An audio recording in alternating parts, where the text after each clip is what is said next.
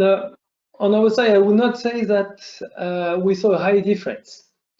I think that there are some different strategies depending on the car manufacturer. Some jumped very early in the idea of having a very dedicated platform for electric vehicles, and others make the choice to have, I would say, multi-energy or hybrid platforms for different powertrains. And I think that was one of the strategy, in fact, to speed up a bit the development time and be ready as soon as possible, I would say, with car in the market. However, I don't think that it put a lot of pressure on the safety and the validation of the cars. But on our side, regarding the materials, we saw clearly difference in the request for approval and for technical validations. But we kept the same standard as usual, and we kept, I would say, the same testing, as that pressure was not really to be felt here. And Paul?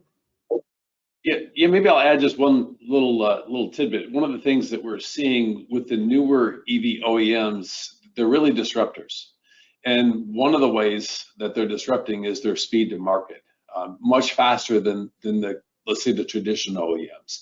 And now we're seeing those traditional OEMs adjust their vehicle development plan to match that. So, it's easy to say, okay, shrink it 30%, your vehicle development. How do you do that, right?